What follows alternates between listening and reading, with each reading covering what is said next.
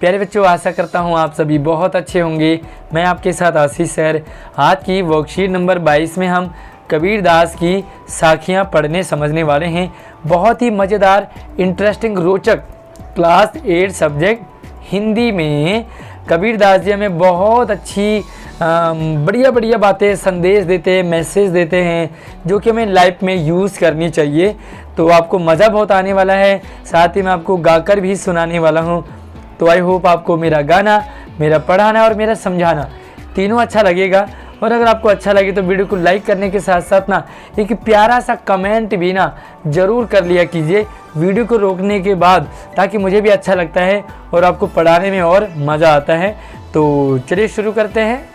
तो पहला है कि जाति न पूछो साध की, पूछ लीजिए ज्ञान, मोल करो तलवार का, पड़ा रहन दो म्यान।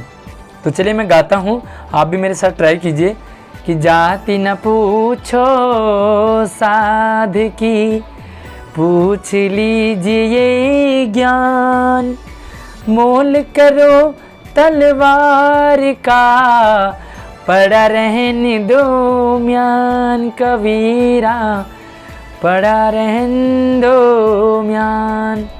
तो क्या कहते हैं कबीरदास जी कि जाति न पूछो साध की। यहाँ पे साध कौन है? सज्जन आदमी, अच्छा आदमी, पढ़ा लिखा आदमी। और यहाँ पर ये साधु अच्छे इंसान आपके टीचर हो सकते हैं, आपके मम्मी पापा हो सकते हैं, आपके रिलेटिव दोस्त हो सकते हैं, जो क्या करते हैं, कहते हैं कि उनकी जाति मत पूछो। साधु सन्यासी होते हैं, आप उनके पास बहुत नॉलेज होती है, बहुत ज्ञान होता है, लेकिन अगर उनकी जाति पूछोगे तो उनकी जाति कोई है ही नहीं, वो किसी जाति के ही नहीं होते। उनका क्या पूछे आप? ज्ञान पूछे, नॉलेज पूछे, उतनी कितनी समझ है। एग्जाम्पल से मैं आपको जोड़ूंगा। आपके स्कूल में बहुत सारे टीचर होंगे, आपकी क्लास में भी बहुत सारे टीचर होंगे। आपको कुछ टीचर बहुत अच्छे लगते होंगे, वो कपड़े बहुत स्टाइलिश पहनते होंगे, वो लुक बहुत अच्छा होगा उनका, उनके गाड़ी वगैरह से आती होंगी, है ना। तो क्या है कि वो ऐसे टीचर्स हैं जो लुक में अच्छे हैं, लेकिन जब वो क्लासरूम में आए और पढ़ा नहीं पाए, आपको समझा ही नहीं पाए, आपको मज़ा नहीं आया क्लासरूम में, तो क्या बताइए उनके ड्रेस की वैल्यू है? क्या वो जो गाड़ी से आते हैं उसकी वैल्यू है? क्या वो सुंदर दिखते हैं उसकी वैल्यू है? या वो अच्छा पढ़ा पाते हैं उसकी वैल्यू है? तो यहाँ पर कबीरदास जी वही बात कहते हैं कि जाति मत पूछो, उनका हुलिया मत देखो, उनके ड्रेस मत देखो, कपड़े मत देखो, उनका देखो ज्ञान, नॉलेज देखो, कितना अच्छा वो पढ़ा पाते हैं। क्योंकि मोल करो तलवार का। तलवार देखिए आपने, लड़ाई में तलवार की वैल्यू होती है, पड़ा रहन दो म्यान, म्यान की वैल्यू नहीं होती है। मान लीजिए जो म्यान है वो बहुत चमकदार है, बहुत ही सुंदर है, महंगा है, लेकिन उसमें जो तलवार है ना, म्यान जानते हैं आप, तलवार को रखने की जो जगह होती है, जो राजा महाराजाओं के अपनी कमर में होता है ना, उसमें तलवार को रख देते हैं। तो म्यान बड़ी महंगी है, बड़ी चमकदार है, लाइट मार रही है, बट जो तलवार है ना वो उसमें धार नहीं है, वो वार नहीं कर पाता है। तो बताइए क्या उस म्यान की कोई वैल्यू है? क्योंकि हमें काम किससे है? तलवार से है। तो हमें तलवार की वैल्यू रखनी चाहिए, ना कि म्यान की, क्योंकि म्यान किसी काम का नहीं है, म्यान सिर्फ दिखावट के लिए है। इसी तरह से आपके वो टीचर्स जो भले ही शक्ल में अच्छे ना हो, दिखने में अच्छे ना हो, उनके कपड़े अच्छे ना हो, वो गाड़ी वगैरह से भले ना आते हों, लेकिन उनके पास नॉलेज बहुत ज़्यादा है, वो आपको बहुत अच्छा पढ़ाते हैं, आपको मज़ा आ जाता है। तो यहाँ पर वैल्यू उनके ज्ञान की है, उनके कपड़ों की कोई भी वैल्यू नहीं है। तो मुझे कमेंट करके ज़रूर बताएं इस वीडियो को रोक करके कि क्या किसी टीचर्स की आप उसके ज्ञान की ज़्यादा वैल्यू रखेंगे, या आपके काम, उनके कपड़ों की आप ज़्यादा कीमत रखेंगे।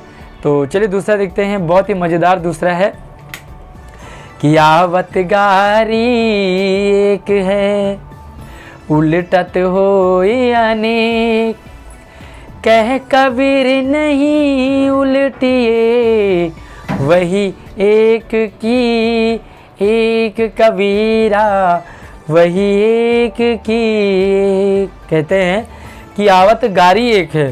जब भी कोई लड़ने झगड़ने वाले गाली दें, आपने देखो बहुत सारे गाली देने वाले मिलते हैं। यहाँ पर गाली का मतलब गाली नहीं, अपशब्द है, गंदी बातें, गंदा इंसान जब गंदी बातें करे तो आवत गाली एक है, उसने तो एक गाली दी, और उल्टत हो या नेक, जब आपको उसने एक गाली दी, आपने क्या करा, उसे 2 गाली दे दी, है ना। एक तो नहीं देंगे हम 2 देंगे, 3 देंगे। अब जब उसके पास गया तो उसने 5-6 दे दी, फिर हमारे पास है हमने 15-20 दे दी, उसने जो है 50 गाली दे दी, और धीरे धीरे गालियाँ बढ़ती है तो उसने उसका सर नोचा, उसने उसके बाल नोचे, और गुत्थम गुत्था हो जाती है। स्टार्ट कहाँ से हुई, एक गाली से। तो कबीरदास जी कहते हैं कि सबसे स्टार्टिंग में आने वाली गाली एक, और हम उससे उल्टते हैं तो ज़्यादा हो जाती है, उलट करके वो अनेक हो जाती हैं। लेकिन कबीरदास जी कहते हैं कि कभी कहे कबीर नहीं उल्टी है। आपको किसी ने गंदी बातें कर दी, किसी ने गाली दे दी, ओके चलेगा भाई, तू दे, तेरा काम गाली देने का है, तू गंदा इंसान है, तेरे पास गंदी बातें हैं, तू गंदी बातें करेगा, हम तो अच्छे आदमी हैं ना। अब हम क्यों गाली दें, हम क्यों अपशब्द कहें, हम क्यों गंदी बातें कहें। तो कबीरदास जी कहते हैं कि वो लड़ाई वहीं पर रुक जाती है, वो गाली देने वाला वहीं पर रुक जाता है, क्योंकि वो एक की एक रह जाती है। उसे 2 नहीं करना, 2 नहीं होंगे तो 4 नहीं होंगे, 4 नहीं होंगे तो 8 नहीं होंगे। तो बहुत अच्छी बात करते हैं कबीरदास जी कि जब भी आपको कोई गंदी बात करे, अपशब्द कहे, गाली दे, तो बस उसका जवाब मत दो, उसे देने दो, क्योंकि एक जवाब है, कुत्ते भौंकते रहते हैं, तो कुत्तों का काम तो भौंकने का है, आपने उसे जवाब नहीं देना है। तो ये है आज की वर्कशीट, बहुत ही मज़ेदार। अब हम देखते हैं इसमें कुछ प्रश्न हैं, तो प्रश्नों को सॉल्व करते हैं। तो चलिए, पहला सवाल है, निम्न में से साधु शब्द का पर्यायवाची नहीं है। नहीं पूछा है, पहला लिखा साधु का सज्जन, तो साधु को सज्जन कहते हैं क्या। दूसरा है गगन, तीसरा है भद्र, और चौथा है सभ्य। तो साधु का जो पर्यायवाची है, साधु मतलब अच्छा आदमी, सज्जन मतलब अच्छा आदमी, गगन मतलब आसमान, गगन कहते हैं आसमान को, भद्र अच्छा आदमी, और सभ्य भी अच्छा आदमी होगा। तो इसका सही जवाब क्या होगा आपका, आ गया ना आपको सही जवाब, खा आपका बिल्कुल सही जवाब है। दूसरा जो सवाल है, निम्न में से अनेक का विलोम शब्द, विलोम यानी कि उल्टा, अनेक का, तो अनेक मतलब बहुत सारे, और इसका पहला ऑप्शन है एक, कई, बहुत और ढेरों।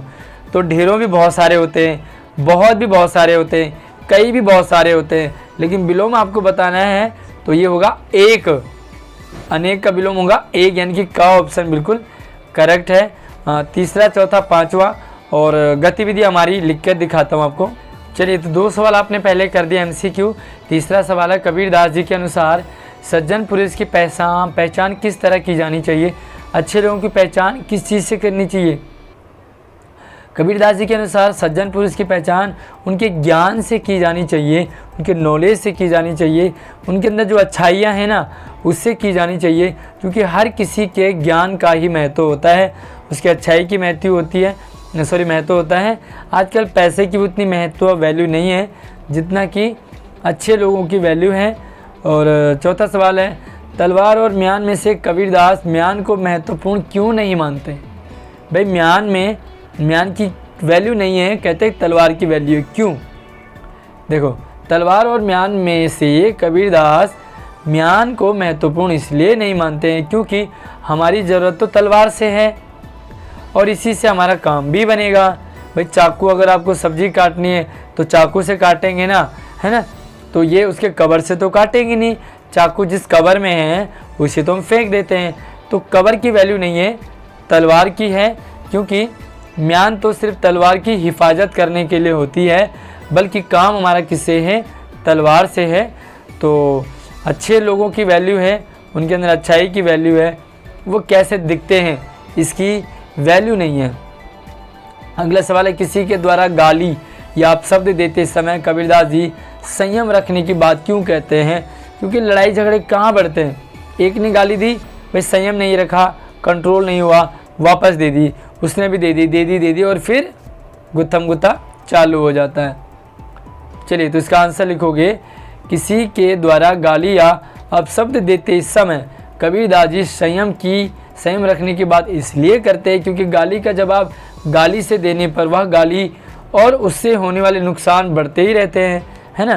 भाई एक गाली दी, किसी का सर फूटा, किसी की टांग टूटी, तो सर फूटा उसका भी नुकसान, टांग टूटी उसका भी नुकसान, दोनों का मुंह खराब हुआ उसका नुकसान, दिमाग खराब तो था ही दोनों का, तो नुकसान ही नुकसान हो जाता है। इसलिए गाली को, अपशब्द को वापस नहीं पलटना चाहिए, बल्कि संयम रखना चाहिए, कंट्रोल रखना चाहिए। ठीक है, अगला देखो। तो छठा एक एक्टिविटी है, गतिविधि है, उपयुक्त साखियों में आपको कौन सी बात सबसे ज़्यादा अच्छी लगी और क्यों? अनुच्छेद के रूप में लिखना है। तो यहाँ पर मैंने आपको 3-4 लाइन लिखी है, आप इसे बढ़ाएं। चलिए समझा देता हूँ कि आपको इसका आंसर लिखना क्या है।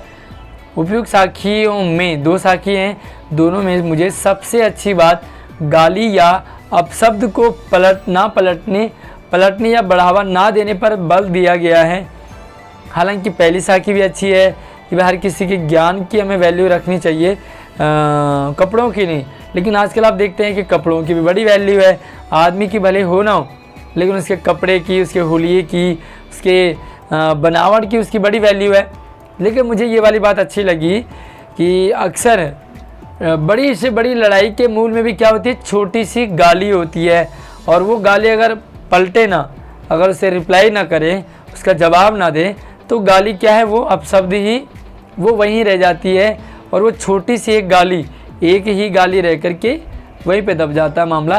तो मुझे अच्छा लगा यहाँ पर कबीरदास जी ने एक ही बात को मतलब गाली को, अपशब्द को वापस दोबारा से दूसरों को देने को मना किया है। आई होप आपको भी अच्छा लगा होगा।